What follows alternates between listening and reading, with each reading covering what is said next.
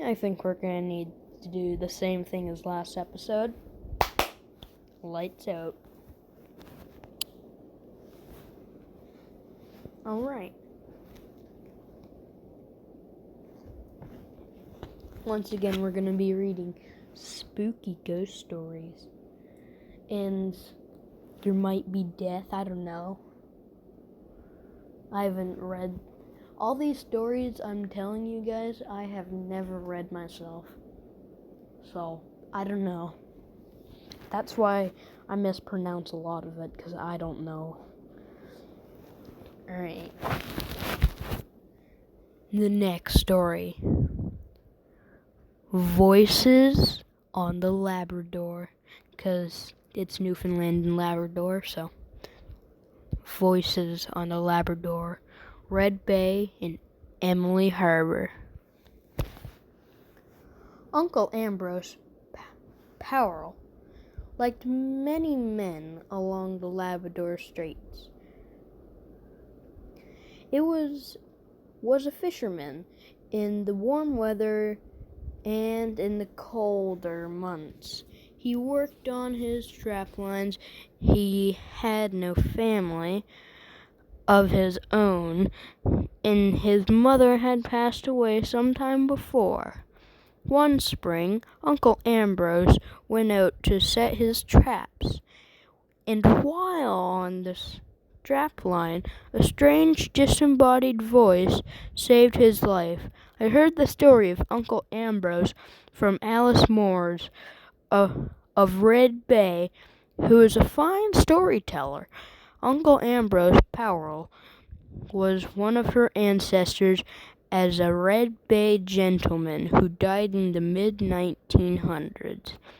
Once he arrived at his cabin on the trap line, Uncle Ambrose set himself away and got his supper started. Outside, wind and wolves howled. In the Labrador night, the tilt wasn't very tight, describes Moores. So you had the wind whistling through the tilt. Through the boards, suddenly the man heard a voice. Like anyone, he questioned what he was hearing and blamed it on the wind, Moore said, but it seemed as if this particular voice was telling him, "Go home tomorrow, Ambrose."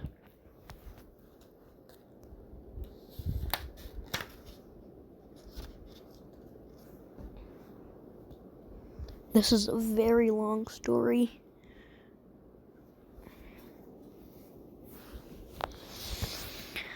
Okay.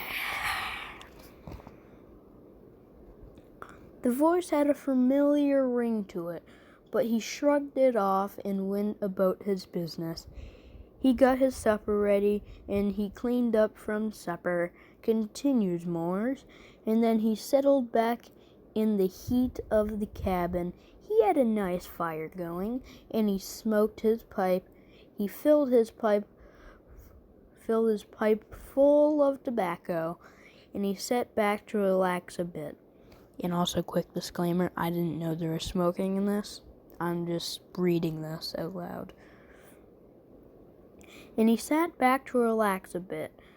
After a long day's walk, Uncle Ambrose was not settled long before he heard the voice again, a little bit closer.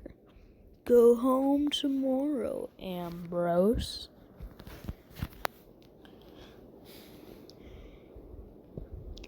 And the voice said the voice. He thought about it, said Moores, and the voice seemed to be a little bit familiar. But he still wasn't sure that it was anything to it. And he heard and he was still a little bit hesitant. So he said, "If I hear this voice one more time and I can recognize who is talking to me, then maybe I'll listen." Ooh. Maybe. So, the man did not hear anything else for a while. He got squared away into his bunk and settled down for the night. Everything was quiet except for the wind, which still howled. Still howled mournfully outside. Then he heard the voice again, this time quite loud and very clear to his ear. "Go home tomorrow, Ambrose." "Yes, Mother." If you remember from close to the start, it said his mother had passed away. To put it more clearly, at the start of the story, it said his mother sadly passed away. So, yeah, that's not very good.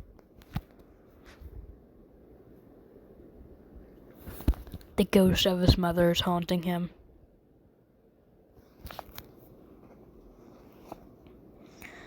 I might need to make this story into 2 parts, honestly.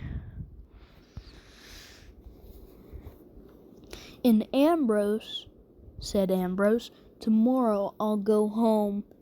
The next morning, Ambrose packed up all his things and set off to go home, says Morris.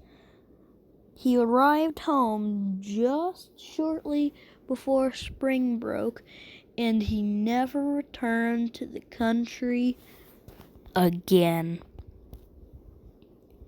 As far as I know, that is a true story. He did come home, and shortly after he got home, spring broke. If he hadn't come home, he would have not gotten home, because there are some very large rivers and brooks that you have to cross. And if they had broken up, there was just no way he would have been stuck outside. Lights back out. Okay. And 3 other men. Her father had a fishing room in a little place called Tarbarrel in Emily Harbor, 5 miles below Smoky, on the way up to Nan. There, the girl worked cooking, working, working in the stage, splitting fish and heading fish, as she put it. Whatever a man could do, I'd do it. At the time, Louise and her father's crew were working on the Labrador. The fish was sold to J.W. Hiscox in Bridges. A quantile, 112 pounds of dried fish, would fetch between $4.50 to $5. If they were lucky, much earlier in the late 1800s, fish from Emily Harbor was sold to J. Munn and Company, with the agent at the time being George Apsey. James Ryan of Bostonville, Bostwania,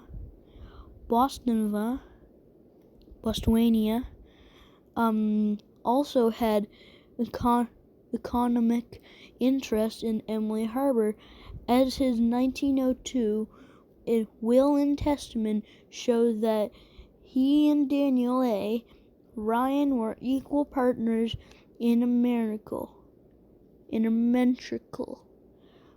commuters at Emily Harbor. Emily Harbor was a regular stop for the mail steamer, which ran between the first week of July and ended about the first week of November. Emily Harbor was also noteworthy as being the final resting spot for the Schooler Shamrock of the Rourke firm, which burnt the harbor while loading fish. There were 30 crews in the Emily Harbor area in the late 1940s and the early 50s, but Louise spent most of her first days alone. Every morning, she would get up at 4 o'clock, make bread, scrub clothes with the washboard, and would do other chores while men went out jigging. They would return around 1 or 2 o'clock. There were no roads between the different fishing rooms, only rabbit paths, which added to the sense of isolation.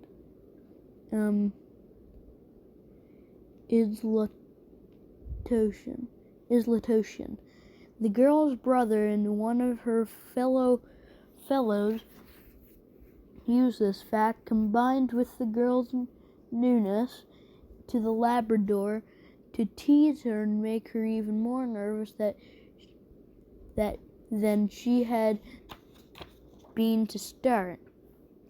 Now, Louise, if you see a bear come ashore, go into the porch and throw the whole 100 pounds of beef out, they told her. That way she could run away and let the bear eat the beef instead of her.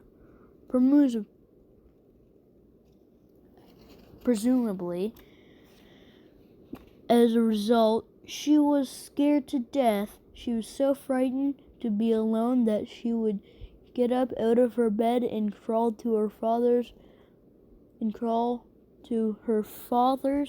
after everyone had left. Every morning, when the men went off fishing, she would get up and take out her father's 12-gauge shotgun.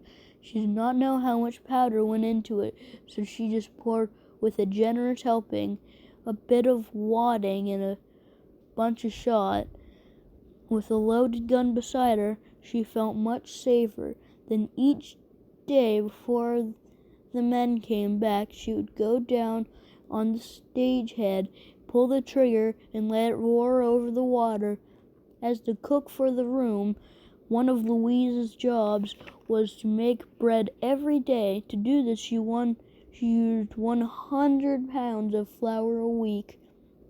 Around 7:30 in the morning, after she had made the bread for the day, she would go down to the stage to jig for fish. One day, as she went down on the stage, after she had been there for about a week, she heard a voice say, clear as day, "When are you going home?"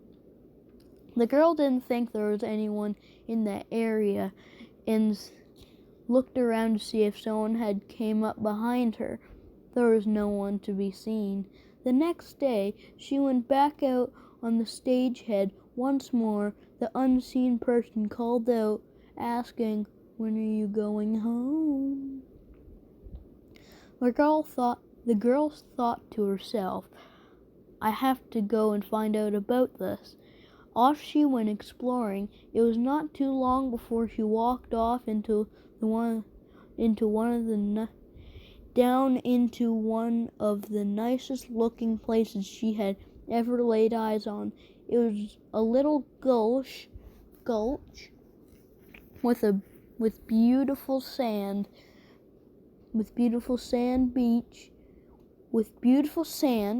beach and hills on both sides. Not more than 50 feet back from the beach were 3 grave markers. Try as she might, Louise could not read what was on the headstones, as they were too far weathered. She gently straightened the old headstones and headed back to the house. Later, her father told her that in the 1800s, a family had died in Emily Harbor of smallpox, and that the family was buried on the Labrador. The little gulch that she said she had discovered was named Graveyard Cove. Up to this point, the girl had been scared, but she was not scared after she learned the story. She returned to the Graveyard Cove and placed wild flowers on the 3 gravestones every day. The ghostly voices stopped, and the girl returned with flowers until the end of the summer, when she sailed back home to Conception Bay in the 1950s. Louise turned to Emily Harbor with a husband and children of her own. She went down to the stage one morning and heard a baby crying. She had 2 children by this point, but the crying was not coming from either of her own. The sound was coming from a distance. Away up on the back of the hill. So once more she set in exploration and found there's no one there. For 2 or 3 days in a row she heard the baby crying.